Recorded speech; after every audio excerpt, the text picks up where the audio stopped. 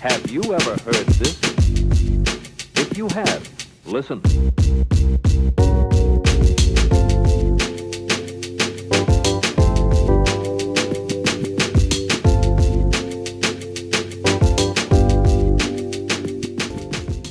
What up, people?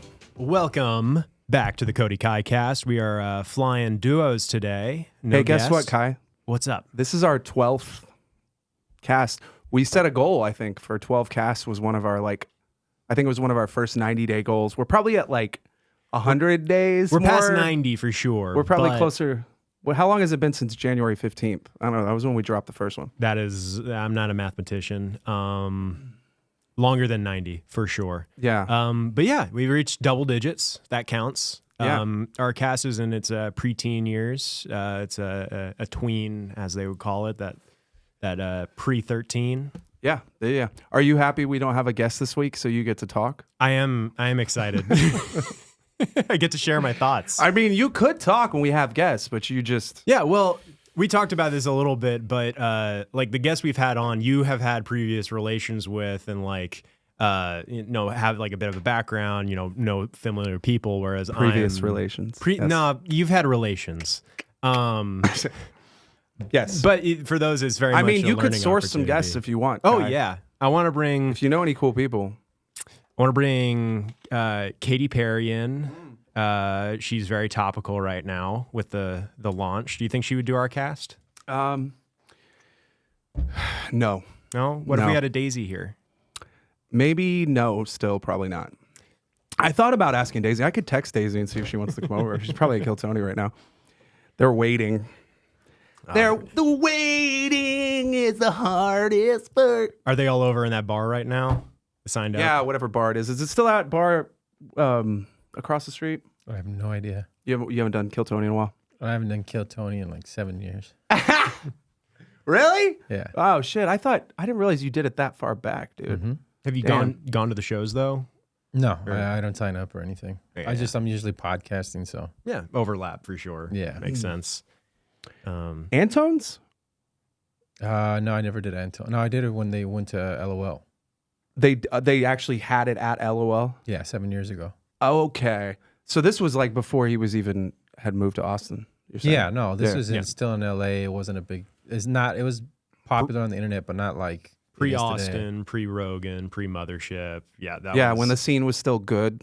Yeah. that show, it's changed a whole lot since its earliest, forms. You're an actual watcher, right? I'm a watcher I'm a watcher, but my friends watch more than me. So I almost get the audience take through me. I hear it. Because I only started watching Kill Tony maybe about year and a half ago or so.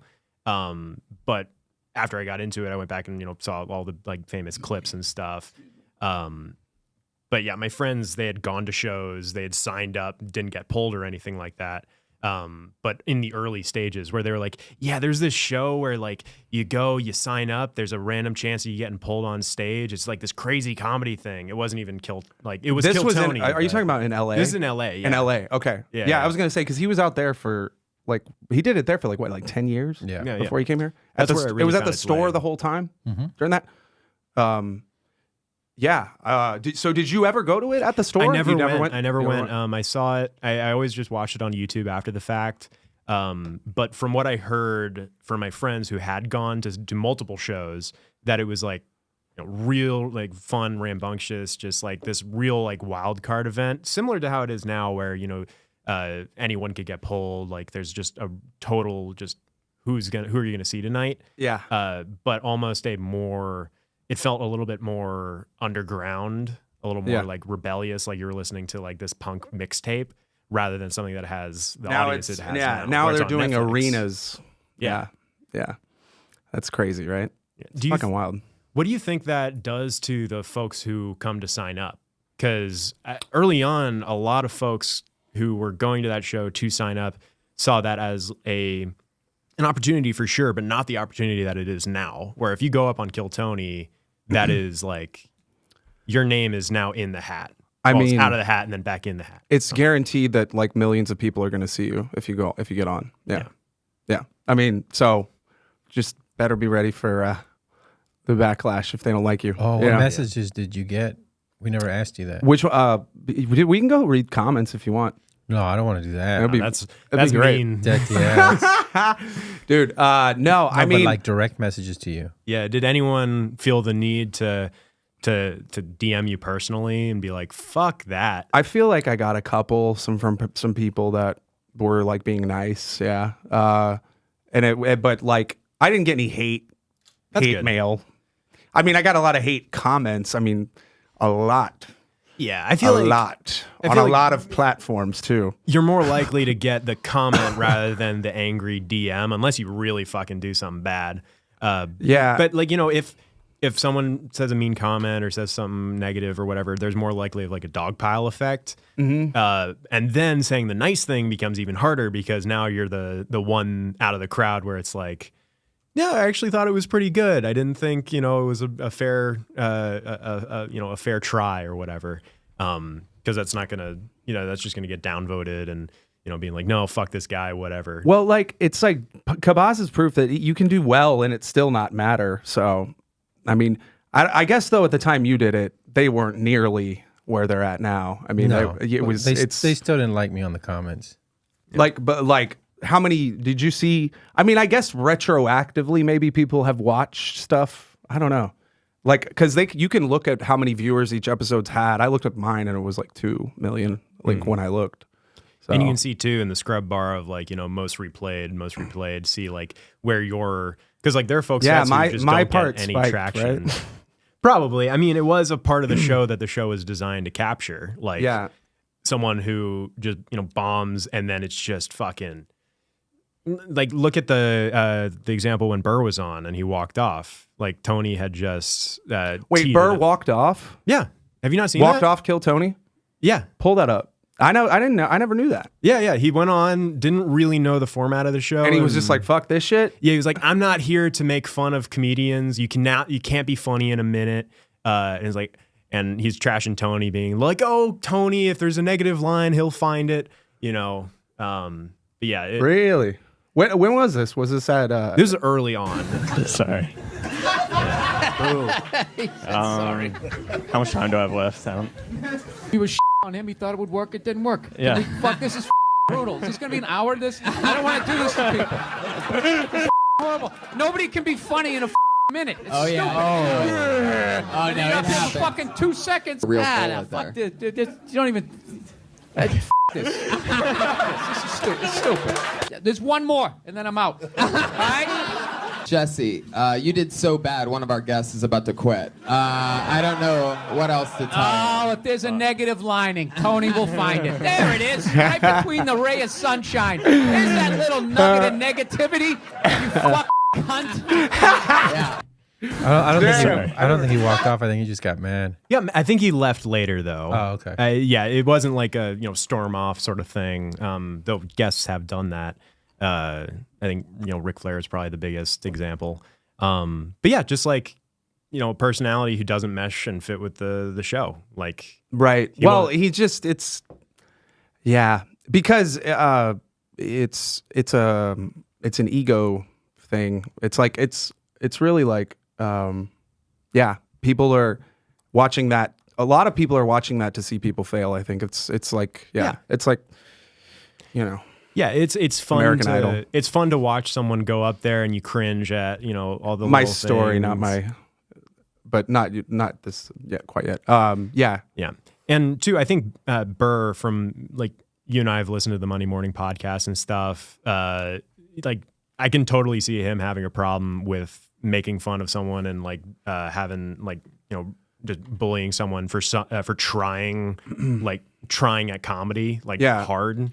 Well, I think it's like what people when they say kill Tony, it's like it's go up and make Tony laugh, but it's not just that, It's like it's Tony's roasting you. So it's more that like I think a lot of people probably sign up thinking I'm just going up to try to audition, and if it doesn't work, it's okay. No, you're going up to audition, and if it doesn't work, they're going to eviscerate you. They're going to tear you to shreds. I think that mindset is more present now, where people are going to sign up to audition because there's that's what it potential- is. Yeah, it's the potential. One good set there, and here's the thing. it's about do they like you? You know, like because you may be funny and you're not their vibe or whatever. Yeah, but And I'm thinking people are more so signing up to audition to be part of Kill Tony rather than using it as the stepping stool off into a bigger comedy career. Apparently they're trying to crack down on non-comedians. Like apparently they're trying to like only have people, like they're trying to vet people, like people that are just showing up as like a For the Netflix, yeah. for the Netflix thing. That's what I've heard. I would say for sure for Netflix that they were going to be a little bit more selective of who they were letting on stage. You have to at least be able to show you've been to an open mic. But even then, like there's obviously speculation of like, oh, the bucket is rigged, and I think there's probably a good handful, excluding the regulars, that is like, yeah, we probably want to get them on this show. That way, we have a guaranteed at least pretty good. For instance, it was a little more obvious, but Ari Matty, like that was. Someone new to the show that wasn't pulled from the bucket, but was recommended by the producers of the show. Like, hey, get him on stage. Let him go through the gauntlet. Right. Yeah. Well, and I mean, the bucket is random to a degree, for sure. Yeah. But it's not all, I don't think, random. I think it's probably partially random, partially like they say it's random. But I know in the earliest... The fucking... when's the last time you did the Mothership open mic? 4 months ago. But I haven't signed up in 4 months. Yeah, well, see, you've made that list, though, multiple times. I've never made the list for that either. I'd rather do the open mic at Mothership than Kill Tony. I feel like that's less pressure, too, because you're not... I'm assuming Adam's watching. Most of the time. Yeah. Adam Egan is the booker, and he's... Yeah, but that's not going out to the same audience as... Right, Tony. no. But, like, if you're wanting to work the club... Yeah. Like, and you can show up at the open mic and do well, then it... Because ultimately, that's what it's about. It doesn't matter how you get noticed. It's just that you get noticed, and like that club has visibility. So it doesn't matter how have your sets been there? Good. I got called back twice. Nice. Well, that's the difference then, because if you're going on Kill Tony with the audition mentality, you're trying to make your comedy to cater to a large audience, to be that sort of arena act appeal. Whereas with the open mic with Adam, you're trying to just refine your comedy to be at a level that it can be seen as good to a high palate. I'd say that the approach is different too, because I don't think going in with 1 minute is the same as, is it 3? Mm-hmm. Going in with 3 minutes. 3 minutes, you've got a little more time to be able to like get, if the first thing doesn't work, you may still be able to recover on the second or third thing. You can kind of strut your stuff a little bit more. Yeah, on a minute you're gonna get two things. Maybe you're gonna get two jokes, tags, and then you're done. So ultimately, yeah, I think you would need to, or you have to approach it differently. So I think between that and 3 minutes is more, or 1 minute is just so like, you got to get in there. Timing is all of it. And and if that first one doesn't work, which like for me, it's like you're fucked. You're fucked. So you gotta, if your first joke doesn't work, I mean, I'm not gonna say you can't get them back on your second joke, but it's like, it's not a good thing. So it's hard. It takes comedic skill to be able to do that. I mean, I think I got them back a little bit on my second joke, but then if I'd had a chance to do a third joke, maybe I would have got them back a little more, and then boom, boom, boom. Because 1 minute is not, like, Burr's not wrong. I mean, it's not long. I'm not saying I'm never gonna say you can't prove you're funny in a minute. I believe you can, but it isn't like, it's one of those that it's, you could be decent at stand-up and go up and just have that particular minute just didn't work very well. That doesn't mean you're bad. It just means like that didn't work very well. So yeah, and there are certain styles of comedy too that lend themselves to different lengths, like 1 minute, 60 seconds versus 3 minutes versus 15. Like, right, exactly. Which, yeah, ultimately how you approach the set is gonna be different based on how much time you're doing. So you can go in and be a little more relaxed if you've got a 15-minute set. You don't have to come right out the gate trying to be punch. You can kind of settle in a little, which is what, like, my preference. I don't like to rush, so I like to take my time, and then I, settle. You dictate the pace, right? So I dictate what I like as far as my pace, but my pace is not great for a minute sets. For me, I see, like, in terms of the breakdown of a minute, that first, like, 15, 20 seconds, that's you getting comfortable with the crowd. Like, if you're smart, it's you coming out and throwing a joke right away off, like just right out. Yeah, you shouldn't be. And then seeing how it's volleyed. You shouldn't be back. wasting time. You should be trying to. You really have to go for your like your cleanest cut, like your, the jokes that are going to be the quickest to get to what you're doing with it. Your snacks, yeah. Yeah. Some jokes have longer longer setups, and actually longer setups can actually create like an even better punchline, because it's like a longer like pullback of the elastic, of the more tension being built, more more engagement too. Yeah. If you can write it in a way where it's pulling the audience in further and further, and then smacking them upside with the punchline, the twist, the whatever. Right. Like laugh, bitch. Exactly. All right. No, I had a quote for that. For any haters out there that like if you saw my Kill Tony set and you were like, this guy sucks or whatever, like this is for you. It's Teddy Roosevelt. I don't think I did this quote though, but I would say Teddy Roosevelt's like on my Mount Rushmore of presidents, dude. You know what I'm saying? So it is not the critic who counts, not the man who points out how the strong man stumbles or where the doer of deeds could have done them better.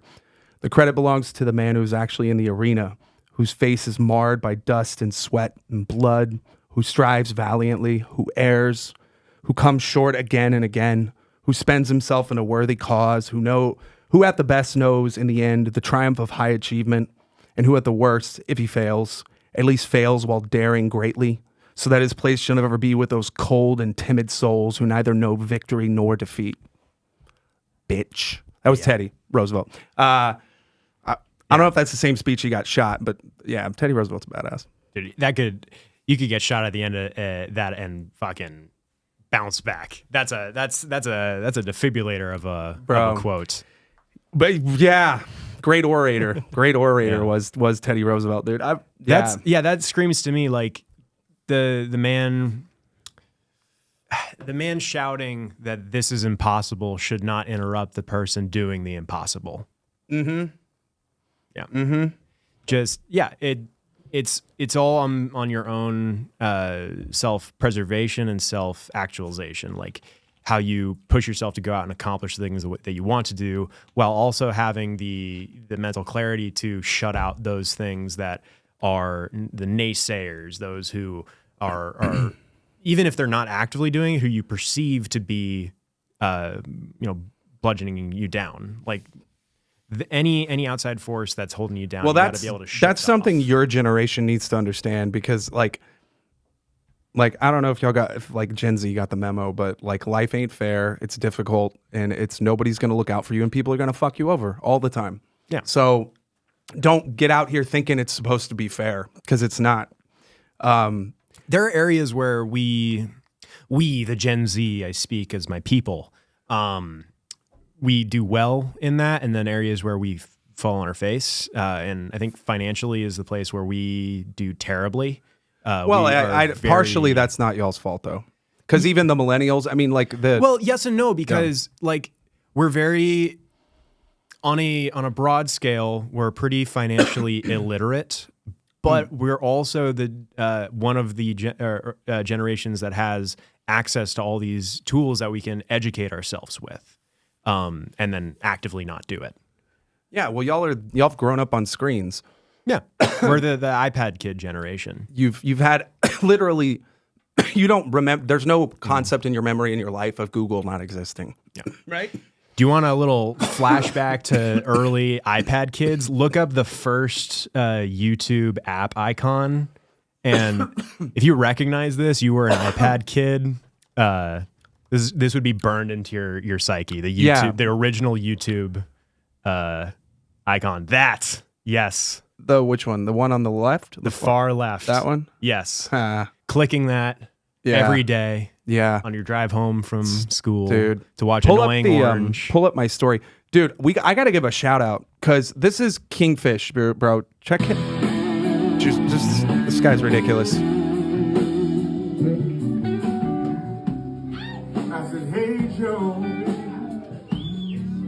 Where you going with that gun in your hand?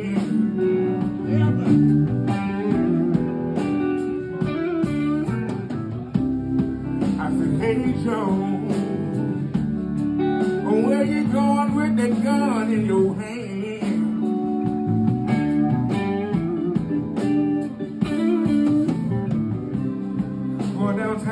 my old lady. I caught her messing around with another man.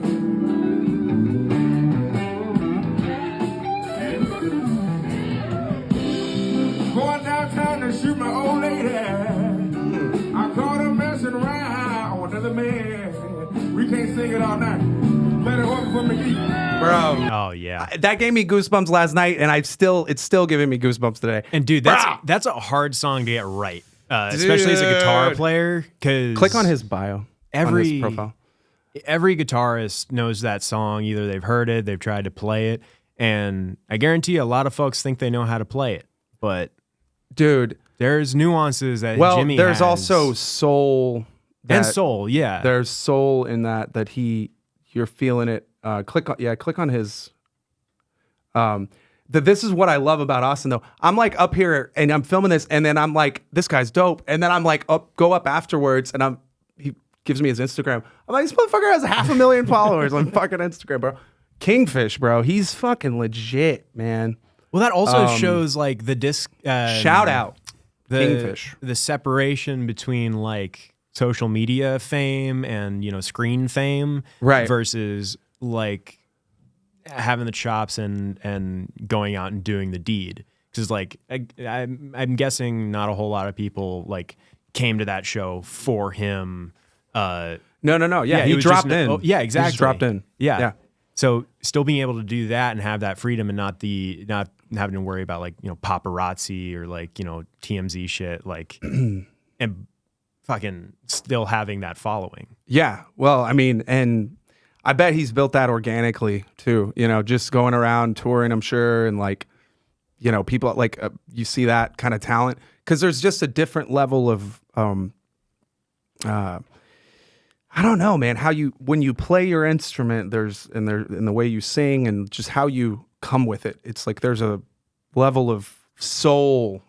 I mean, no, like surprise that he was at C-Boy's Heart and Soul. Right. But yeah.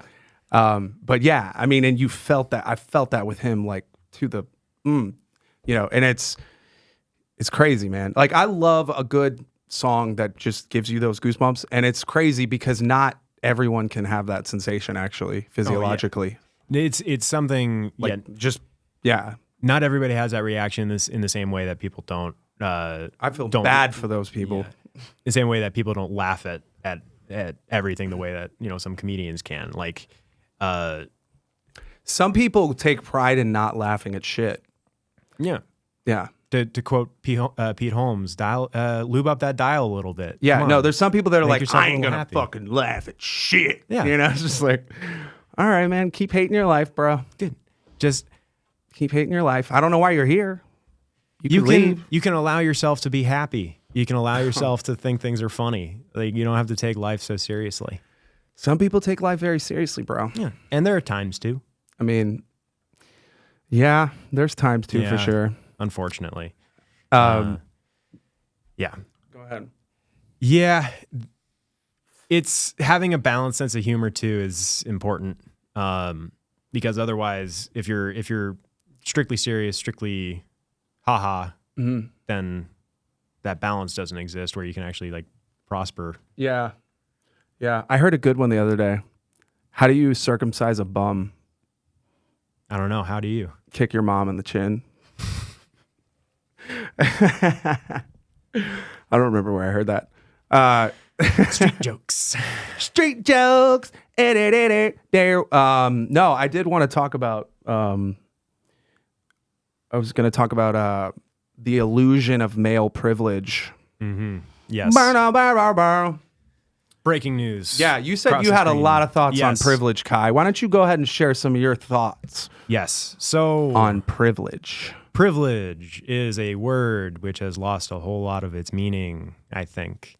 So male privilege, the thing that or the term that prompted this discussion, I think is real, but does not negate or change the fact that every group of people, every background, no matter what, has some level of privilege, but it cannot be quantified. It's just circumstantial. Like if we talk male privilege, we could speak to, and workplace inequality. We could talk about medical treatment. We could talk about relationships. We could talk about breadwinner versus not breadwinner. Mm-hmm.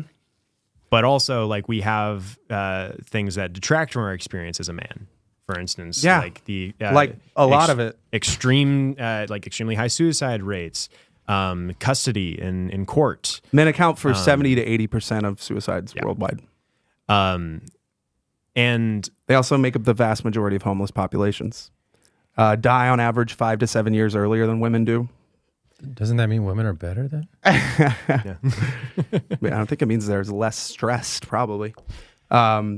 But the premise, culture often frames male privilege as automatic, as if being a man guarantees easier access to wealth, respect, happiness, social status. And the reality for most men today would be that's not only false, it's actually literally the opposite for most men. So yeah. There's a good video that is about what you're talking about. What? Nora, as Ned, also went on about 30 dates. Did you have any fun? I've seen this. Rarely. Oh, yeah, she killed it. She killed herself. It was just very unpleasant. Yeah. She says the pressure of Ned having to prove himself was grueling. Nora was surprised that many women had no interest in a soft, vulnerable man. My prejudice was that the ideal man is a woman in a man's body. And I learned, no, that's really not. Do you think women understand what it's like to be a man? Not at all. No clue. No idea. They don't want to understand. That's the thing. They don't give a shit. Most of them do not give a shit. Hold on. They don't care. So here's the thing. And I hate to be this guy, but if you flip the exact same scenario backwards, I can't say that the experience would be the same. That would be as negative. But we don't understand what it's like to be a woman either. I can't sit here and say that I have that perspective. In the same way that she explains that a lot of women in society don't know how men experience the world. There's a disconnect. We don't know what's happening on the other side of the fence. Yeah. And the idea of privilege, where it's like, you guys have it better off than me, or I have it better off than you, or you guys have this downside, that's bridging that perspective further and further. Like, right. if we just, figuratively sit down at the table and recognize, like, yeah, okay, so men, have, let's take the suicide rate, or take the suicide rate. Then you'd say, okay, yeah, that's something definitely negatively impacting my gender, my group of people. That doesn't mean that the things that women experience are not at all, present, or that it's an illusion. Nobody said that it did. Yeah. That's the whole bullshit right there. Exactly. Talking about man issues, automatically women take that as we're diminishing them. It's not a zero-sum game. So men have problems, women have problems. Comparatively, men have worse problems than women. That's objectively true. It's not even just subjective. It's objectively true that men have worse problems than women because they kill themselves at tremendously higher rates. So women need to shut up and listen when a man is talking about the issues we're facing, and stop making it if I say this, then all of a sudden this means, my issues don't matter. Your issues do matter, but we're not talking about, and I'm not saying you, but you know what I mean? So I get that 100%. But that's the thing too, where all of these fucking problems exist, all of them. The homelessness crisis, the suicide epidemic, the treatment of patients in hospitals, the treatment of employees in the workplace, the hiring rate, the price, the cost of living. Okay. Yeah. We're getting too. There's too much, right? So we need to rein it in on what we're talking about here, because we're talking about men. All right. I was thinking about this the other day too. A lot of the red pill space will be like, you need to find a submissive woman. I'm like, I don't care if a woman is submissive so much as I want a subordinate woman. I've realized there's a definite difference. Like, a woman will subordinate to her boss, right? But if, like, you're with someone and you always take care of everything and you pay for shit, and and she still treats you like you're a fucking, like, her, like, there's no respect. That's the problem. Women, like, expect things, and especially in a city like Austin, They expect you to show up and do all these things, but they don't expect for themselves to offer anything. Certainly not dating one person at a time. That's a myth. That doesn't even exist. So you can't find anybody here. And it's, I said this, I think before, I don't remember if I said this on the podcast or not, but if women control access to sex, right? We can agree? Yes. Yeah. Yeah. All right. Like heterosexual sex. Yeah. Then they're responsible for hookup culture. That's just what it is. So it's not on the people that take the opportunities when they can get them. It's on the women that are creating that environment. So be more selective, ladies. Maybe, maybe that too. I don't know. Go ahead. I would say that there's an increase of men being selective. I think there's an increase of men just not even giving a shit enough to try, because when you pay for enough dinners and you go through all the motions and you're taken advantage of by people, sometimes like legitimate, sometimes it's more overt than others. I think a lot of women will show up on a date and know if they're going to, they'll let you pay. Because if a woman told you up front, I don't see this going anywhere at the end of the date, you'd be like, all right, let's go 50-50 then. Why the fuck am I going to pay for your dinner? It didn't work. You don't want to see me a second time. But I'm old fashioned. Women will complain about 50-50. And I'm like, I think you should pay for 100% of your own shit. It's that's what I think. You're old fashioned. I'm just kidding. But that's the price of admission to date. If you want to actually have a woman take you seriously, you cannot ask to go 50-50, but women won't shut the fuck up about equality. Equality. It's they only want selective equality. That's what they want. It's Bill Burr's was doing bits about this years and years and years ago. Nothing's changed. It's the same. They don't want equality. They want equality in certain areas, C-level, C-suite, executive roles, but they don't want equality when it comes to, going out on a first date. They don't want equality then. So that's where I think we're honing in on the problem, which is privilege in the social dating sphere, because that's where things are still very antiquated, and the logic side of society wants to say, hey, let's put all this antiquated shit in the past. Let's start going Dutch. Let's start having 2-income housing. Let's start having property equality. Whereas it's exploitative of a man's innate desire to do such things. So a man shows up and wants to pay, right?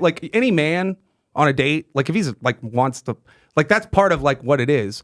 But there's a women are not necessarily honest about their intentions when they show up. They may just want a free dinner. You don't know.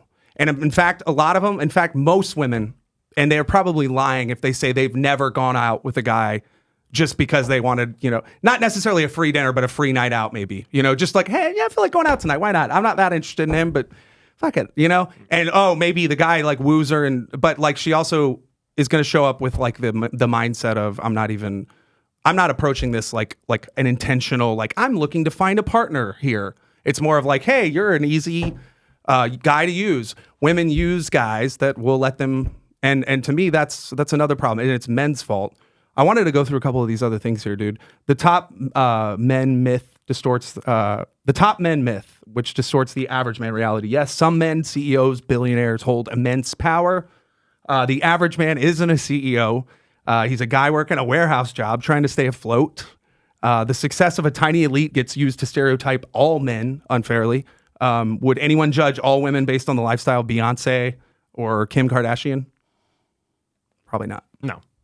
Yeah. And that's where there's a perspective shift. There's a significant disillusionment between what the male experience actually is versus this high and mighty powerful. I've got all this money. I've got all this power. I'm the man, right? No, we're all hanging on by a thread. We're trying to figure shit out. Well, and yeah, male pain is often dismissed or mocked. So struggling men are often told to man up or do better. Men are shamed if they express emotional needs. You're weak, yet criticized if they suppress them. You're emotionally unavailable. Yeah, and that was what that clip was about with the group. For sure. Here's one that really hits. really to me at least, society doesn't support struggling men, it scorns them. Does society scorn struggling women, Kai? If they're fat. If they're fat, yeah. If they're not attractive, then fuck them. Yeah, that's the societal attitude. No, really? I don't know. I don't agree with that. I think that any woman, like, their problems are automatically taken. A fat woman's problems are still going to be taken seriously. We're not talking about for beauty standards here. We're talking about, like, if a woman's, like, needing to go to a shelter somewhere, like, it doesn't matter if she's fat. Like, whereas a guy shows up, he's got a woman that he's afraid of that's going to, like, murder him. Is it like... And they're not going to be resources for that guy. It's a matter of being a victim of the circumstance versus a victim of yourself. Whereas men are viewed as victims of themselves, whereas women in that situation would be viewed as victims of the system. Yeah. In that case of, like, seeking shelter, seeking assistance, and yeah. Well, and that's one thing, but I mean, it's the burden of provision still falls on men. Excuse me. Men are privileged only as long as they're useful. And then, the less support for mental health and education. So boys now lag significantly behind girls in education at almost every level, definitely college grads. Mental health services are more often targeted towards women and girls.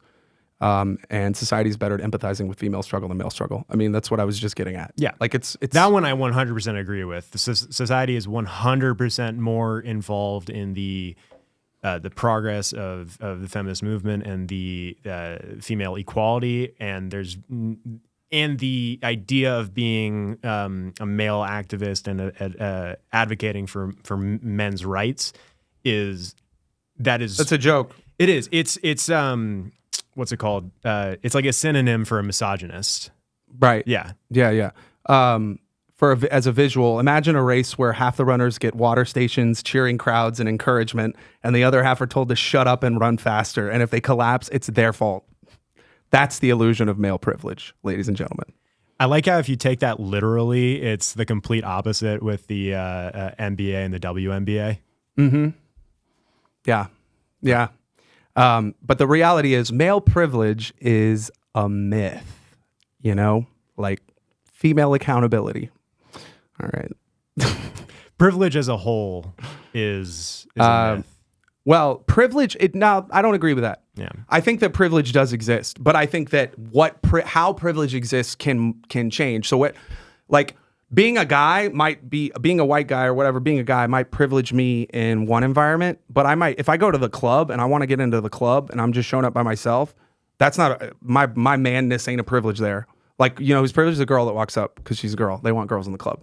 So there's different environments where being a thing could be something good or versus sometimes not, So I don't think that I think the idea of privilege is oftentimes more of how people perceive other people's, like, things they believe that they get, but it's all based generally on... It's all based on perception. It's based on, like, what is...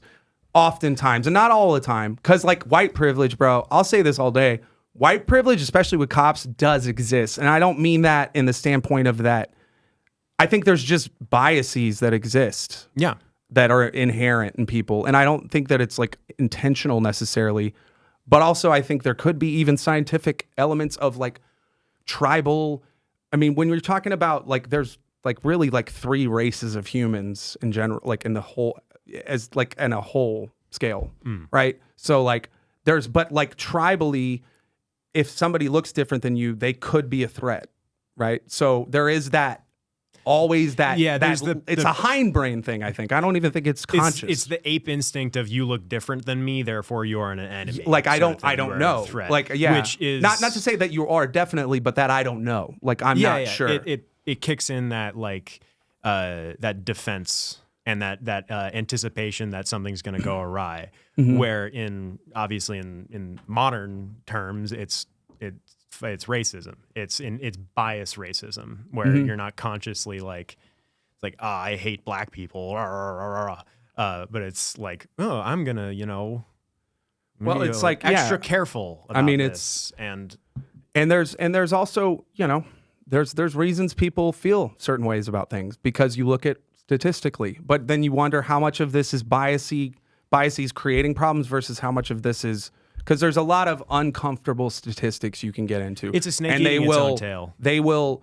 You can break them down any way you want, or you can rationalize them. But ultimately, I think right now we're keeping it on men and women. Let's keep the racial stuff for a different podcast. Yeah, that has different historical connotations. Yeah.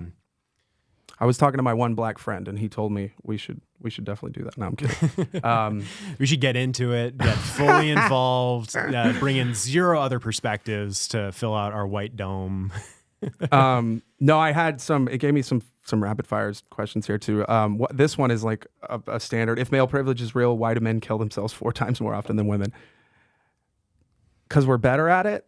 Yeah, we're more successful at it. Y'all try as much, but we succeed more often. That's the old joke of. It's just another thing we're better at, bro. We're better at killing ourselves. Yeah. Why do you think that? I mean, like ultimately, why is that? Why are men doing that so much more than women? That's something that we going back to that clip of the lesbian who dressed up as a man and joined the bowling club. Like that is a behavior that is Nora Vincent. Yes. Right? Yeah. I think was her name. Well, it could be more men serve in the military. That too. And yeah. it's And mental 22 health. men dying. Well, but dude, we don't even have the military now. Like the amount of deaths in war is tremendously lower than it was. No, I'm talking about suicide. Oh, you mean like PTSD? Yeah, mental health availability. To that's a good point. Resources. That's a good point. I'm sure a lot. Like in fact, I bet if you like made that distinction too between the veteran population versus just the general population. What I'm sure you could Google that because I'm sure that the veteran population is more than just 4 times as much as women. It's probably like 10 times. Well, I would also like to see what the percentage of. Actually, it's 131 a day. Damn! Holy shit. My, bro, what a day in 2022. So that was 2022. So that's what? Can you get the more aggregate just to get an idea of like the last 5 years? That's of all people too. So all people. Okay, Yeah, this includes 17.6 veterans per day. Yeah. Oh, that's all suicides a day. Yeah. Okay. I was like, God damn, that's a lot of veterans a day. But even still, even 18 veterans or 20 guys a day that are veterans killing, that's a lot. Dude. Yeah. I'd love to see what the percentage of former military veterans who finish their time in the service then end up homeless, because I know that's a huge chunk, but I want to know the actual percentage because I bet that also bleeds into the suicide rate. Well, the suicide rate with like drug abuse, and then also like. Yeah, that's another one. If men have all the power, why are the vast majority of homeless people men? 32,000 veterans experience homelessness in the U.S. That was 2024. Dude, that's fucking shameful, dude. That's fucking shameful. Like these people signed up and were told they were like going to do something good for their country, which wasn't true, but they did it anyway, and they got fucked up in the head because of it. Yeah. And anybody who goes to serve their country, I feel like deserves the country they're serving's support, right? Like, yeah. If you're going up, if you need to be put in an asylum for the rest of your life, the government should pay for that. It's their fucking fault. Yeah, they sent you into that place. I mean, dude. Keep going. I'll be right back. Yeah, do it. No, dude. Here's one. If modern women are so empowered, why are record numbers of them depressed and medicated? They're fucking staying home all day. I don't know. That's true. A lot of women work, but yeah. No, I mean that's something that's changed a lot. It's another lie that women try to say they're happier than men, and it's like twice as much. Like women, twice as many women as men are on antidepressants. I think is what the number is. Well, then that also brings in because if there is the conception that men are closed off about talking about their mental health and expressing their emotions, does that mean that women are more likely to discuss it and talk but not be truthful and open, if they're seeking like psychiatric help? Truthful and open about like their mental health, because like I guess comparatively. I don't know, man. I don't know. That's like, it's just an interesting thing because it's like it doesn't speak to being happier. I think as a whole, we don't do a great job as humans supporting our people who need help mentally. Sure, but you keep going to this. I think it's like let's keep it on men here. How is it privilege when men are disposable in war and work and even in relationships?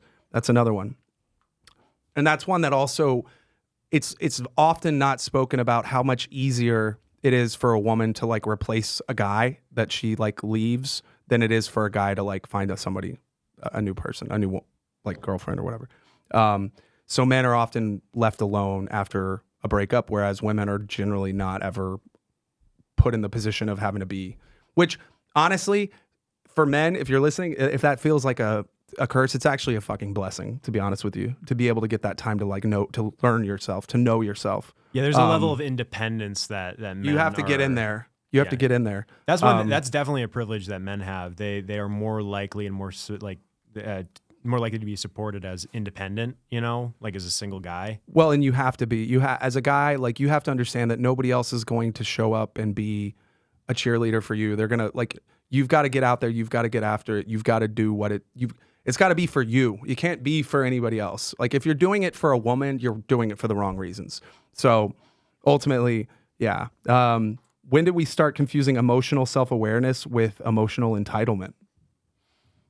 That's where it comes to the victim mentality, where and this is something where if there is an excuse present, the temptation to reach for it is pretty high. I mean, if it can get you out of the trouble, if it can make things easier. Well, what do you when you refer to like emotional self-awareness versus emotional entitlement, do most women know that? Do most women have self-awareness? Like if you're trying to like say something and like they can't get where you're coming from, or you're like, hey, do you see how you're not? Because a lot of people will be avoidant too, and it's like, do you not have the awareness to understand that you're creating bigger problems than you're helping, and that you're running from something in yourself that is creating this inability to have the awareness necessary to go, hey, this is my part in the problem. It's always blame the other side. And why does accountability for women often sound more like gaslighting men into apologizing? Yeah. Like you're doing right now. But this is just a example of what society has created in you. And it's not, I understand it. I think I'm just at a further along the path with it. No, than you, where that's not true. But but what I'm saying is that you're kind of like, you're giving but women also have it hard too. And I'm like, that's fine for another conversation, but I think that's just your programming. I think that's like, I'm not denying that men have struggles and that struggle is not present, and also not, seen by the largest population, but also there is an illusion that women are a whole lot worse off, or they're a lot better off than they actually are, which is not true.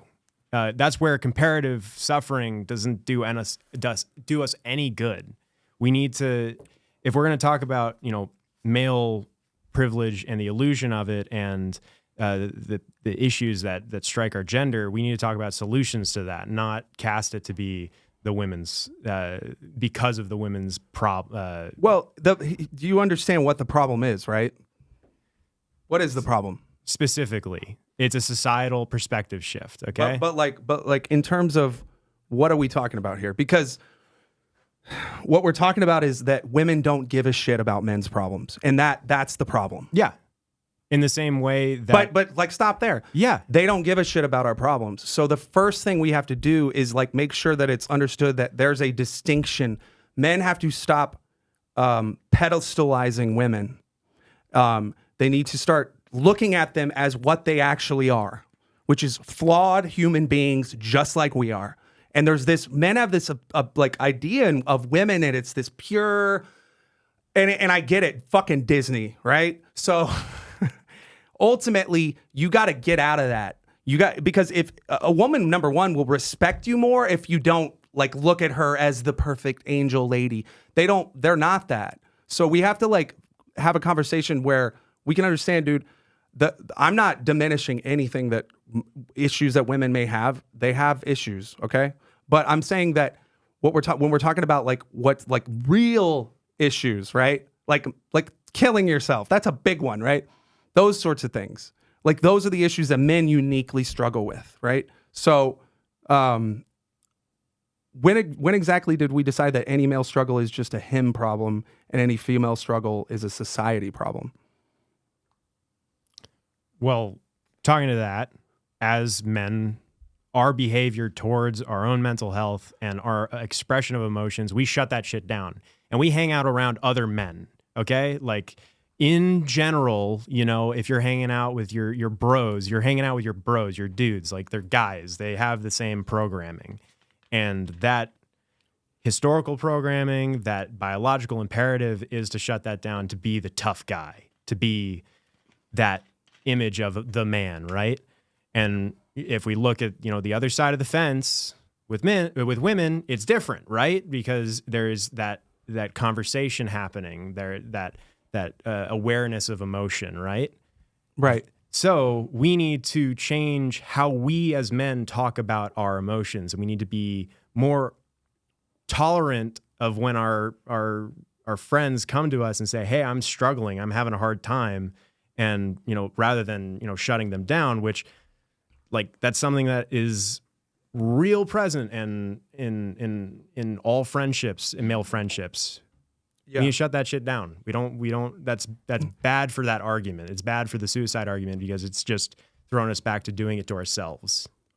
What if women are becoming more masculine because men are becoming more feminine, and that more masculine side is like, well, we don't give a shit about your feelings? Yeah. That's not a bad point. I think that like you could look at testosterone in men, like general average testosterone. Like most men don't get their testosterone checked, let's be honest, but if they did, it's probably lower than what it should be. This is a really interesting one that I had. Are relationships today falling apart because men are bad or because everyone forgot that love isn't about winning? Winning the game of who can care less. That's what modern dating is. That's what it is who can give a shit less. Like I'm not attached. It's like the whole idea of attaching to somebody is like, I don't want to feel feelings. Ugh. You know? So who can care less? Who can, yeah. That's something where I look at it and that doesn't look like a good relationship in any context, you know, whether it be, you know, gay, straight, whatever. Like that's not a relationship really worth being in. You're right. But that's what makes it hard to find something good because the majority of people look at it like that. Most people date multiple people at the same time. They don't date one person. Like they'll like a roster is like, it used to just be a guy thing. Maybe it was always a girl thing too. But like when I was in your age, like I had a roster, but like women generally, but then again, you're like, they probably did. But like, the whole idea is that like women will keep multiple guys around for different things, and they won't generally commit to a guy fully. And even if they do, like you've got a woman that like it's hard to find someone that actually is going to buy into something bigger than themselves. That's difficult, I would say. That's another thing that's definitely prevalent in Gen Z and like young millennial, the more present idea of like polyamory and the looseness around romantic relationships. And I think that's a lot of men are open to that nowadays, but I don't think it's because they want it. It's because they're afraid they're going to lose their woman if they don't give her that. So like they'd rather like let her do that because it's probably more about like most men aren't generally open, like wanting that. And then that comes into like being secure with what you want out of a relationship. If you don't want to be in a situation where you are in a poly horde or whatever, like you got to, you know, voice that out. You got to say like, hey, like this might be something you're into, but I don't want to be in a relationship where this is happening. Like it won't make me happy. And if it's something that is a deal breaker, then let's not go any further. Yeah. No, I mean, well, the only problem too, bro, is that you've got a lot of people out here that'll be, they'll tell you what they know you want to hear. So like they'll say all the right things, you know, but then like you'll start to notice like some things, and it's never like immediate, but like sometimes that vetting process and it's really for if you're dating and you're like, I don't want to waste my time. It's just, there's a lot of people who will waste your time and know that they're not, like I've been in so many like placeholder relationships in this city. Like that's all I've been in. And it's not because I haven't wanted to be in a relationship. It's not. But you'll like this one. How much longer can two groups keep pointing fingers at each other before they realize they're both bleeding? Yeah. That's 100%. Yeah, that's it. Yeah. Yeah.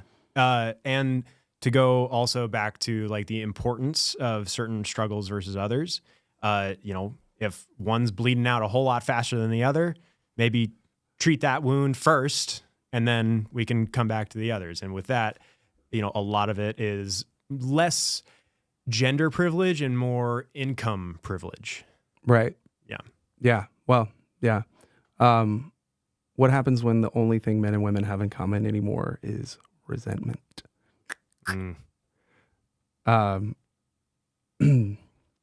Yeah, that's like,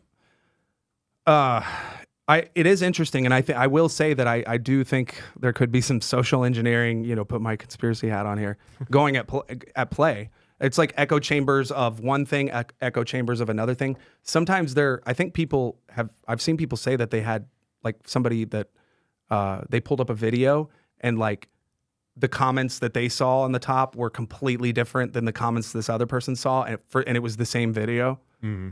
So what does that tell you? It tells you that the algorithm's engineering the comments to what it thinks you're going to be engaged in. So it based on previous patterns, it's going to, you know, so yeah. YouTube's been doing that a lot lately. It's all social engineering. You'll see like if you're watching a video, different comments pop up just, and in some cases you're like, damn, that's exactly what I was thinking. And it's like, how'd this comment only get 2 likes? And it's like, because it knows that that's what you're looking for, because you're going to upvote that and then it's going to send you more of that shit. Yeah.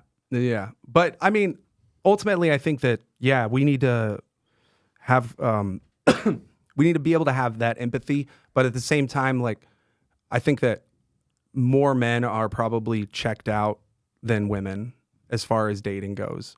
Like, I would agree with that. Yeah. They're more tired. There's more wariness on this side than there is on that side. I really believe that, because.